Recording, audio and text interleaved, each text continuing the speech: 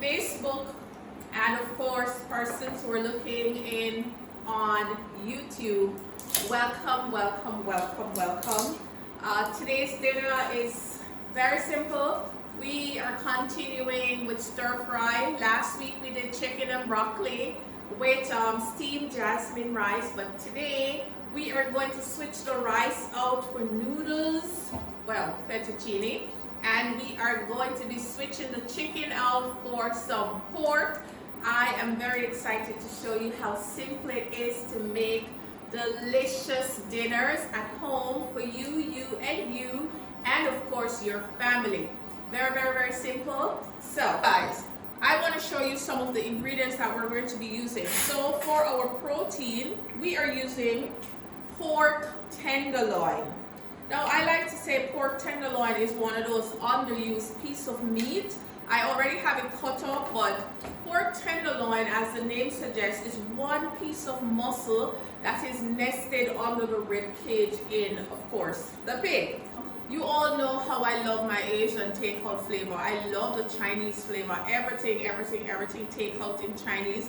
I love it. So, pork tenderloin, we marinated this with some ginger and some garlic. Okay, that's all that is on the pork. I didn't add any salt to it because, again, like I said last week, the condiments can be very salty. And for our one serving of vegetables, we're using pak choy. I love pak choy. I usually have it raw in a salad. I've been introducing that salad to Street Food Saturdays, but outside of that, the pak choy makes a delicious salad. But tonight we're going to be adding it into our stir fry.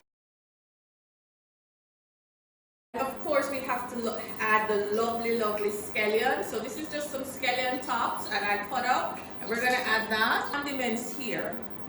I have hoisin sauce. This is a Chinese condiment. Some people say it's like Chinese ketchup. It's a little bit sweet and savory at the same time. So this is what that is. It's nice and thick. I'll show you the consistency. It's hoisin, Hoisin. It's great for glazing chicken, pork, tofu, whatever. It's just delicious. And then we have some chili garlic sauce. I love this stuff. I think I'm just so in love with the fermented flavors of the Asian condiments. So I always have them in my fridge. This is chili and garlic. It's not very hot, but it is delicious. So we're going to use some of that for flavor as well. Now, for noodles, guys, now, there is this, Italian does pastas and Asian does noodles. Anyhow, this is fettuccine. So I'm going to be adding all the flavors that I like to the fettuccine. So this is going to be our starch for tonight. We're having fettuccine. Fettuccine is really a flat ribbon type pasta. I love this particular brand because it cooks up very well and it tastes so good. So, alright guys, so fettuccine, usually we're making fettuccine alfredo, but tonight we're putting all of these good umami deliciousness on the fettuccine because we want that Asian vibe. These were boiled ahead of time, and so what I did, I just cooled them down on the running water and I added a little bit of sesame oil so that to prevent them from sticking. So, ginger and garlic. Whenever you're cooking anything Chinese, you need what I call the trinity of Chinese cooking. We need scallion in my left hand and ginger and garlic in my right. This thing just makes everything taste so much more Chinese. One of the most questions I get asked by persons who want to make food at home is, Chef, how do you make food taste different? Now, to make food taste different, you have to use different spices. So if you only use one set of spice all the time, everything that you cook will eventually just taste the same, because I believe that our palate just only remembers the flavor, because we've never eaten raw chicken, so we don't really know what raw chicken tastes like. That is why you can eat a fried shrimp, a fried lobster, a fried whatever, and the first thing you say, oh, it reminds me of chicken, because the flavors are the same. So if you want Indian flavor, you have to use Indian spices. If you want Italian flavors, you need to use Italian herbs and spices. If you want Jamaican flavors, you use pimento and thyme and scotch bonnet, you know, all of those same flavors. So, pork tenderloin, give us a little close up. So again guys, all I did was to just basically just slice it, and I marinated it with some ginger and garlic. I added no salt. So we're just going to spread it in the pot and just let it sear up. So, alright, so this is a good time to remove our pork from the oil. So I'm just going to grab me a container. Okay, so when you're doing stir fry, usually you stir fry the meat. If I was doing it on a flame, you know, it would be much hotter, but the induction is a little bit slow, so I like to cook it partially and then remove it and then start the vegetables and then add back everything to the party. So pot is on, and this is what we're going to do. We are going to pause. So this is our pork. It is partially cooked. We're going to put it together shortly with the pak choy. But before I do that, I want the little flavors from the pork to flavor our noodles. So at this time, here's what I'm going to do. Let's bring over more condiments. And we are going to add some garlic and some ginger right into our pot. Are you guys seeing this? I hope so. Then we have some chili, garlic paste. We're adding a tablespoon of that. And these are what is going to be flavoring our noodles. Well, our fettuccine. Let me just turn this down. Splashing all over the place on me. Alright. Guys, I wish you could just smell this. And then for the star of the show, choy noodles. This one has a little sweet vibe going through it. Alright, so we're starting off with just 1 tablespoon. And we want to mix everything together. So basically what we're doing, we are creating the sauce in the pot for our pasta. And then this is my Chinese cooking wine. This is made from rice. And I'm adding a tablespoon of that as well to just deglaze all the fond. In French, when I was doing French cooking, we say fond, and fond means flavor. You know, when you're cooking, especially when you fry something and you have those little burnt bits at the bottom, those are good flavors. So when you add a liquid like wine, it helps to pick it up. So that little process is called deglazing. So we just deglaze with our rice wine. I'm just going to add a little bit more. Alright. When I make pasta or noodles, I always like to save some of the liquid to add back to the pasta just to make it taste so much better. So let us taste this part, because whatever this tastes like is what the finished meal is going to taste like, and that is tasting good. So now we are going to add our pre-boiled fettuccine. Are you guys seeing that? Look at that. Alright. And then we're going to add some of our pasta water. So when I boiled this fettuccine earlier today, I saved some of the boiling liquid just to add back to the pasta to reheat it up. So now we're mixing everything together and we are we're flavoring the noodles. Alright, I want to add just a little bit of mushroom soy sauce just to add some more flavor here. And the mushroom soy sauce is very dark, so we just add a little bit. It's very strong as well.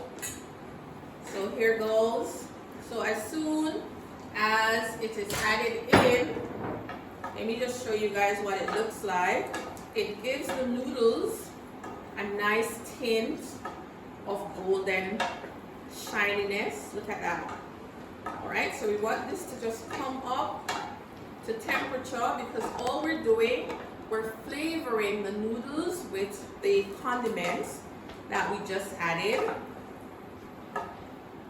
Alright, just add a little bit more pasta water, and we're going to re-season with some more hoisin sauce. And we're just going to combine everything. Now for me, guys, this is a dinner by itself. You know, a lot of times in the nights I come home from work and you want something, I just make myself some noodles and just make a quick sauce of ginger and soy and pepper and just have some noodles and throw a serving of vegetable in there, and that is dinner. So this is almost ready. We're going to finish with lots and lots and lots of fresh scallion because we like everything nice and fresh and tasty. Look at that. Come on, guys. So let's just cover this and just let everything come up to temperature. All we're doing is just reheating the noodles, and as it reheats, it's going to take the flavor of everything that we add in the pot, and this is going to be delicious.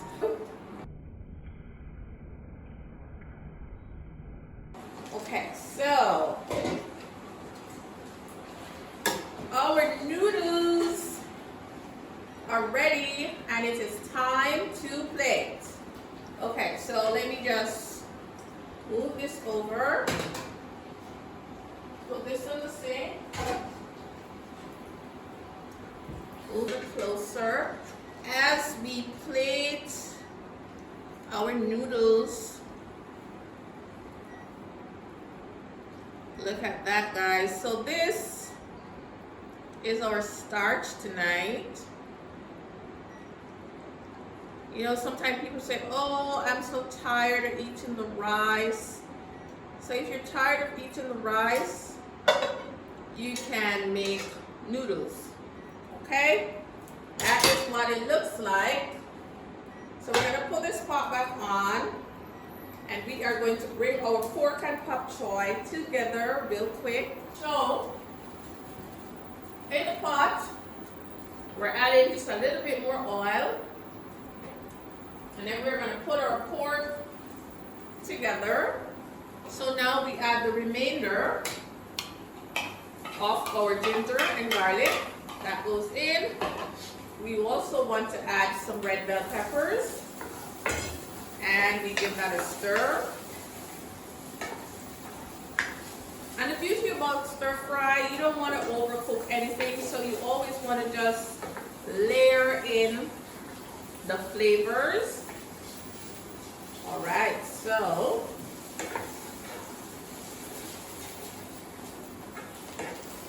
bell pepper is in.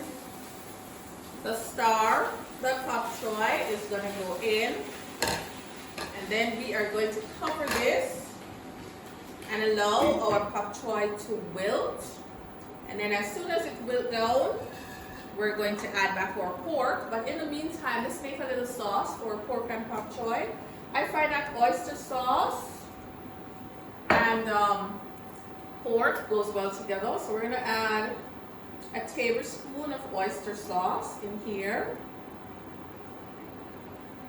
And as I said, a little goes a long way when you're using these condiments. And this one is almost finished, so I'm just going to add some water in there and get everything out of the bottle. So this bottle is, so we have our sauce, and then we're going to add some dark soy in here. and the same obedient flavors of the chili garlic paste. Just gonna add just a little bit of that. Some chili garlic paste, about, I want to say 2 teaspoons. All right. So let's take a look. So this is our sauce, and we're going to give this a taste. Whatever this tastes like is what the finished dish is going to taste like, and that is tasting very good. Alright, so I need to help my pak choy along, so I'm going to add just a little bit of water to create some steam so that it can boil down a lot faster. So we're going to cover that. And I feel like you can't make Chinese food without some cornstarch slurry. So I have some cornstarch slurry here that we are going to use to thicken up everything. And guess what? Dinner is going to be ready very, very, very shortly. Alright? So bear with us. So now our pak choy is wilted. We're adding back our pork. Look at that. And we're adding that beautiful sauce that we made into our pork and pak choy. And then we're adding a little bit of cornstarch slurry just to, you know, hold everything together.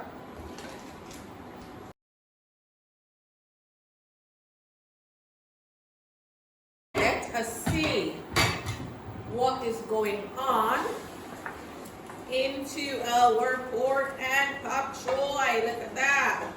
I feel like I need to thicken it up a little bit more. That pak choy, it just shrinked down to nothing. Look at that. Let's just add all of that cornstarch to just thicken up everything. Thicken up the sauces and the juices that came out of the pak choy.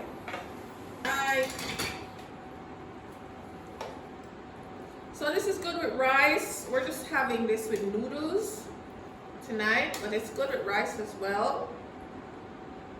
Looky here.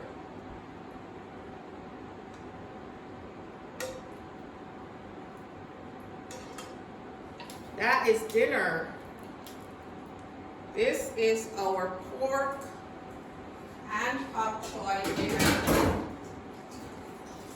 Clean off my pot. I'm gonna go for the pudding.